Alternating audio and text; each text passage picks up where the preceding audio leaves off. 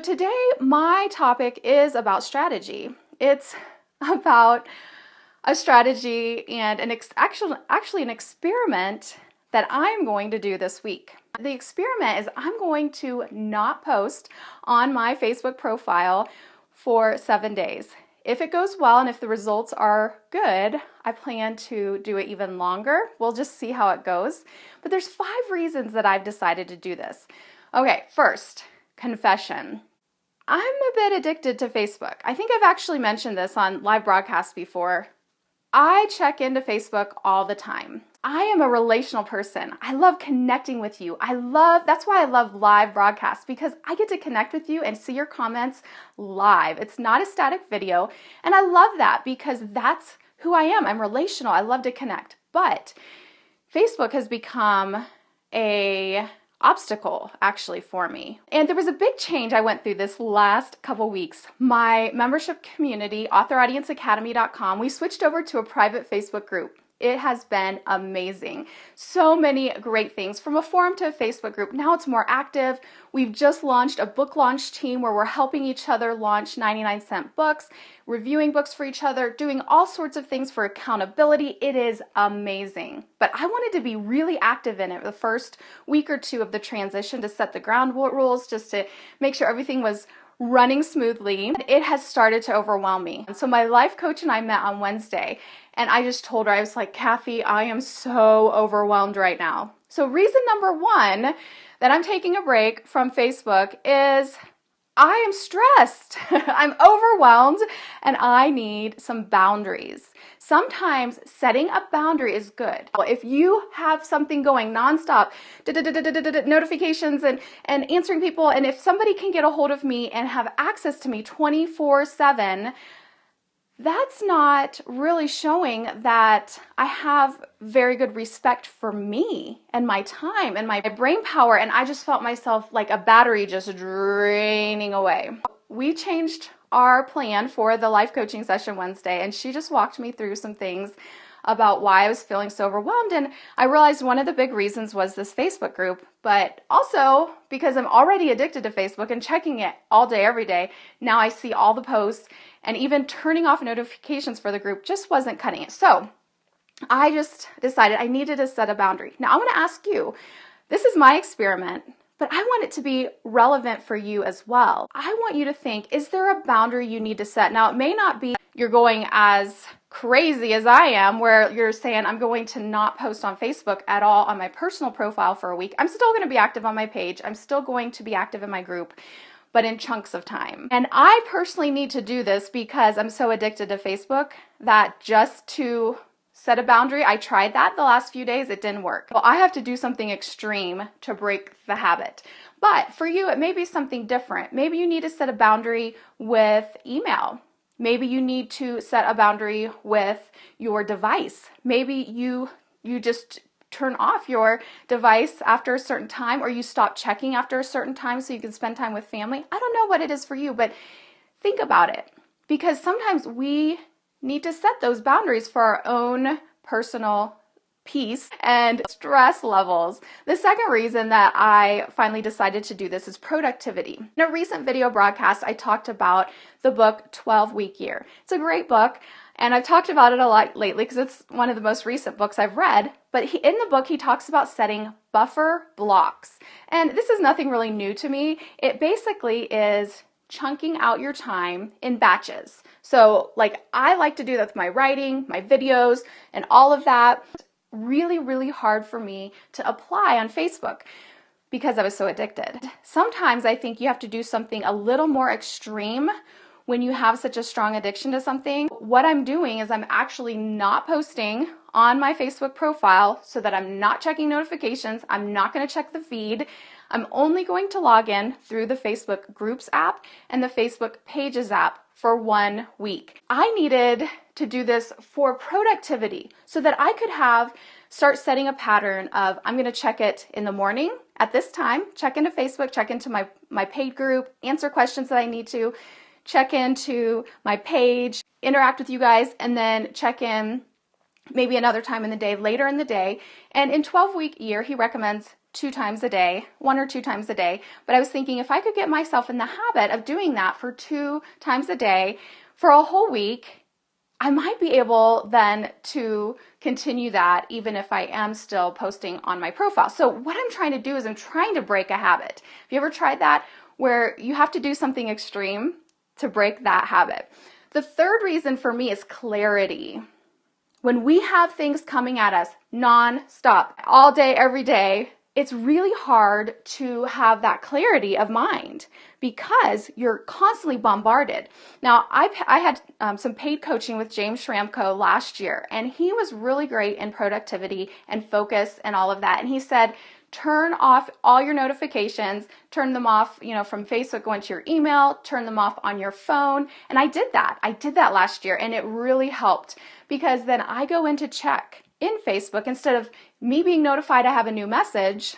I just check the next time I log into Facebook, and then I have a message instead of it being bombarded at me. Every time you get a notification, it takes brain power. Every time you see that little red dot on Facebook, it's like it's taking your brain power. So I just really need to have some space, really need to have some time to get more clarity. Any productivity research you read shares this over and over again. And you guys, there are so many tools, but I had to do something desperate because I've tried these tools. I tried blocking my Facebook feed before. I've tried tools like self-control, and I do it for like a day or two, and then I just go right back. So maybe that tool will work for you. Maybe you don't have to do something as extreme as what I'm doing. I just need some space to think. And whether you use the self-control app, you use other things, you just put your phone on airplane mode, whatever you do, as writers, as business owners, as speakers, or whatever it is you do, we need that creative space. We need that time to think and the time to be able to focus. So that's actually my reason number 4 is focus. I really have a lot going on right now. I have a lot of very amazing things going on. I just launched an inner circle for Author Audience Academy. I'm getting ready to speak at 2 live speaking engagements. I am planning an in-person writing retreat for Colorado later this year. Looks like it will be in September. So if you're interested, let me know because I can make sure that you get that information. But I have a ton of stuff going on right now, and I need to really focus. And if I'm spending I really think it could be hours a day on Facebook. You guys, let's be real. Scrolling. No, it's a lot of time. I could be using that time in other ways that helps me to accomplish all the things that I have going on right now to move my business forward, to do what God's called me to do.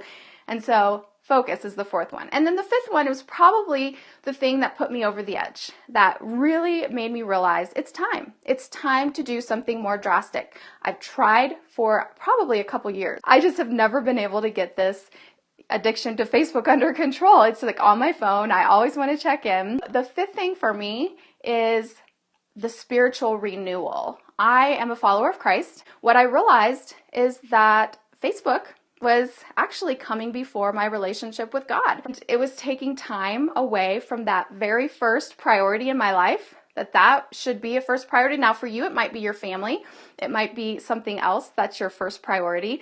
But for me, it's my relationship with God, and it had taken a backseat because I was constantly checking in and doing things in Facebook. And so I watched a training this morning by Mia Davies, and you guys might know her. She's from GodCenteredSuccess.com. You can still sign up and get her free training. Her 3rd video of the free training was what really got my attention. She talked about how we can just get in this busy cycle. Busy. She was giving the example that our beliefs just fuel those actions and can keep us in that busy or that crazy cycle, which I've been in. I'm a recovering workaholic. I still fall back into that so easily. But she shared the verse from Matthew 6:33. It says, "Seek first the kingdom of God, then all these things will be added unto you."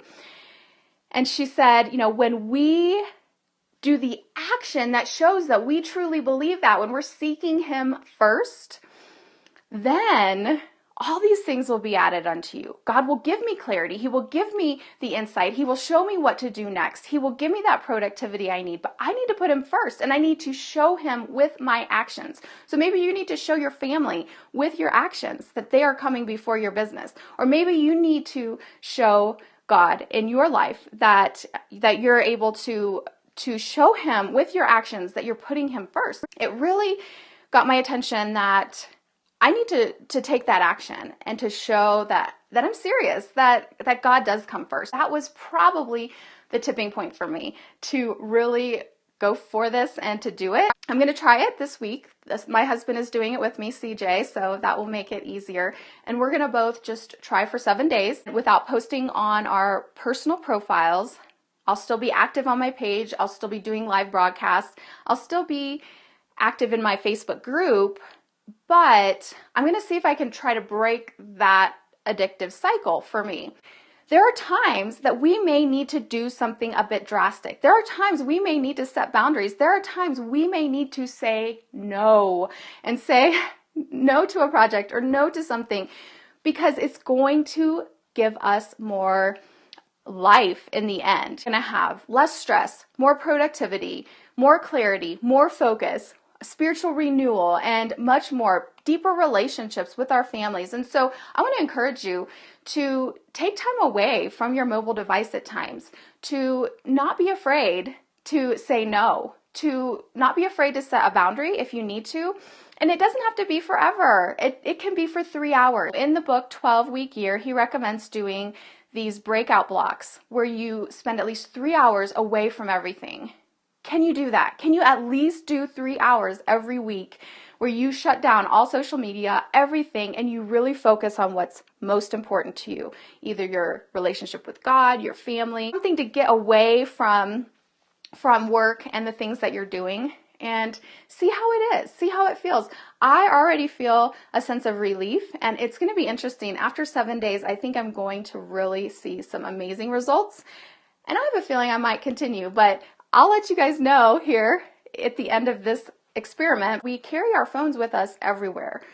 If you have a smartphone, you're getting these notifications all the time. That's the very first thing you could do, is just turn off those notifications that are bombarding you on your phone all the time. Now, if you're on Periscope, that means you may not be notified of live broadcasts, and it's that fear of missing out. But what if you do that for certain days of the week where you turn them off, and then you can turn them back on? So you have maybe at least one day where you're just not getting bombarded by those notifications.